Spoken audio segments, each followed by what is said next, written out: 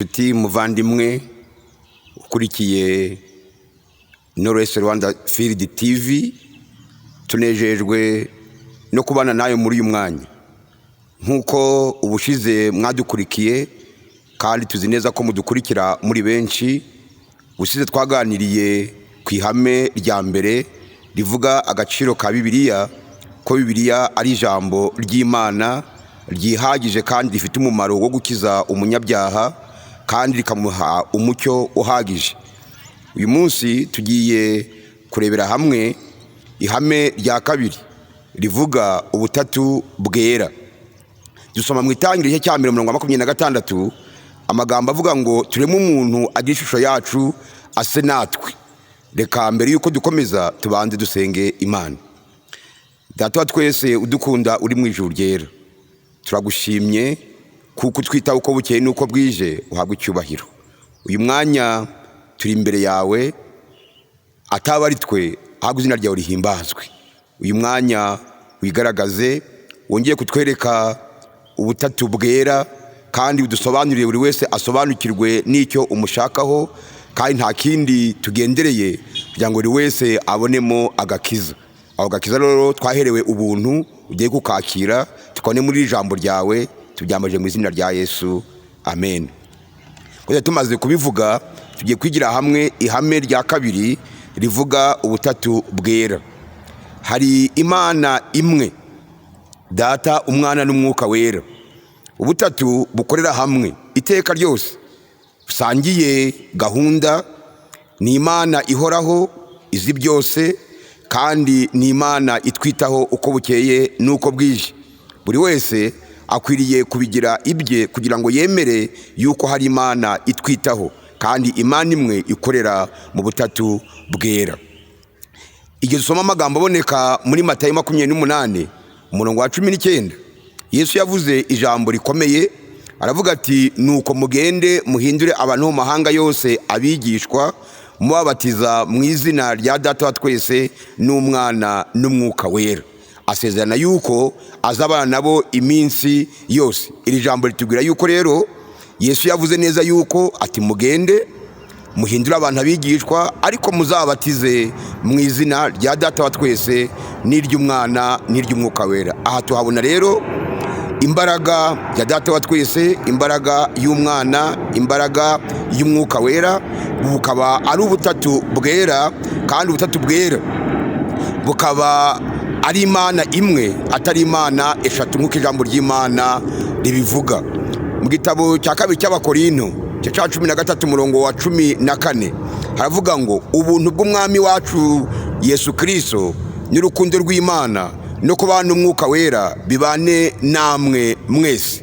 Aya magambo Pawulo yanditse agaragaza neza yuko Imana Data wa twese, Umwana n'Umwuka wera bikorera hamwe, kandi uko bikwiriye kubana na buri muntu wese. Iryo ari isezerano ryiza, kandi yabifurizaga ibyiza byo kubana Imana Data wa twese ndetse n'Umwana n'Umwuka wera. Nkuko twatangiye kubibona, hari Imana imwe, Data, Umwana n'Umwuka wera. Ntabwo ari Imana eshatu. Ubutatu bukorera hamwe iteka, busangiye ububasha, busangiye n'imbaraga.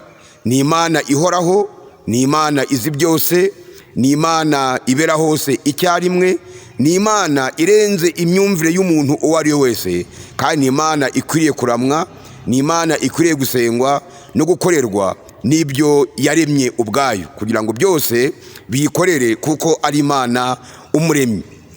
Dusoma amagambo aboneka mu Befeso gice cya 4 umurongo wa 6 havuga ngo hariho Imana imwe, ariyo Data wa twese. Dushaka kwiga rero, kushaka kwiga iby'Imana ngo ucukumbure ukoresheje ubwenge bwa muntu ntabwo bishoboka. Umwanditsi umwe aranditse ngo kwiga iby'Imana ukoresheje ubwenge bwa muntu ni nko kwiga iby'imitwe z'inyenyeri. Ushaka kubara inyenyeri aho ugakoresha indorerwamo yakorewe kuzireba uzitubura. Rimwe mu mategeko y'ingenzi cyane dusanga mu byanditswe byera ni iringo ukundishe Uwiteka Imana yawe umutima wawe wose n'ubugingo bwawe bwose n'ubwenge bwawe bwose, muri Matayo 22:37. Dushobora rero kumenya Imana igihe cyose twemeye ijambo ryayo kugira ngo rikunde ari ryo riyiturangira. Imana imaze kumenya neza imibereho iruhije y'umuntu n'ibibazo ahuye nabyo, cyane cyane Satani amaze kumanukira kubw'urukundo rwayo n'imbaraga zayo, yamwiyeretse binyuze muri Bibiliya. Umuntu rero afite umudendezo wo kugira icyo yamenya bivuye muri kumenya Imana. Imana ubwayo niyo yihishura, ikishurira umuntu wese uyemeye kubw'umugambi myiza ifitiye umuntu. Irakwiyereka kandi iravuga iti nimunshakana umutima wanyu wose muzambona. Yohana, urwa mbere rwa Yohana 5:20, Yohana ati kandi tuzi yuko umwana w'Imana yaje akaduha ubwenge ngo tumenye iy'ukuri. Iyo ivuga iy'ukuri ni Imana. Yesu ati unibwo bugingo buhoraho ko bakumenya wowe Mana y'ukuri, bakamenya niwo watumye ari we Yesu Kristo. Kristo arahamya Imana muri umurongo kandi aravuga yuko hariho Imana y'ukuri, kandi cyamuzanye ku isi ni ukongera kutwereka kumenya Imana. Kumenya Imana ni igikorwa cy'umutima n'ubwenge. Ugomba gukoresha umutima n'ubwenge. Bisaba impagarike yose y'umuntu, si intekerezo gusa. Bidusaba kugurura umutima, Mwuka Muziranenge akatubamo no kwemera gukora dukurikije ubushake bw'Imana. Ntidukore ibyo twitekerereje, ahubwo tugakora ibyo Imana ishaka, nkuko tubisoma muri Yohana 7:17 na Matayo 11:27. Ibanga rero yo kugira ngo umenye Imana ni ukuba mu byanditswe byera ikazakwihishurira. Hari ibintu bibiri by'ingenzi byamiriza ko Imana iriho. Icya mbere ni igitabo cy'ibyaremwe. Ibyaremwe bitwereka yuko Imana iriho, kandi Imana akaba umuremyi wabyo. Ibi byaremwe byose n'abahanga bose ku isi bemeza yuko hari uwabiremye. Bamwe ntibemera ko ari Imana, bemera ko yaba ari ikindi, ariko Bibiliya ihamya neza yuko ari Imana. Icya kabiri kitwereka neza yuko kuri iyi si dukwiriye kwemera Imana ni ibyanditswe byera. Ibyanditswe byera ubwabyo bihamya yuko hariho Imana. Buri muntu ashobora kumva binyuze mu bwenge bwe yamenya Imana, ariko icy'ingenzi ni uko binyuze mu byaremwe no mu mibereho ya muntu byatuma umuntu amenya Imana. Umunyezaburi 19:2 aravuga ati ijuru rivuga icyubahiro cyawe n'isanzure ryerekana umurimo w'intoke zawe, kuko Imana umuntu ayibonera mu byaremwe. Pawulo nawe yaravuze ati kuko ibitaboneka byayo ari byo bubasha bwayo buhoraho n'ubumana bwayo bigaragara neza uhereye ku kuremwa kw'isi, bigaragazwa n'ibyo yaremye, kugira ngo hatagire na kimwe umuntu yakwireguza. Buri muntu wese rero akwiriye kumenya ibimana igihe ayirebeye mu byaremwe, igihe ayirebeye mu byanditswe byera. Bibiliya ntigerageza gushakisha igihamya cy'uko Imana iriho, oya, ahubwo Bibiliya irabyemeza ku magambo yayo atangira muri Bibiliya avuga ati mbere na mbere Imana yaremye ijuru n'isi. Mu Itangiriro igice cya mbere ku murongo wa mbere hariho rero ibihamya byinshi bihamya Imana. Nanone kandi kwizera kugomba kugaragara muri rihame rikomeye kugira ngo turusheho kwemera Imana. Igihe kwizera kubuze mu rugendo rwacu ntiwamenya Imana utagize kwizera. Mu Baheburayo igice cya 11:6 havuga ngo kuko bidashoboka ko utizera ayinezeza, kuko wegera Imana agomba kwizera ko iriho kandi ikagororera abayishaka. Bibiliya iratwemeza neza yuko Imana irahari kandi abayizera izabagororera.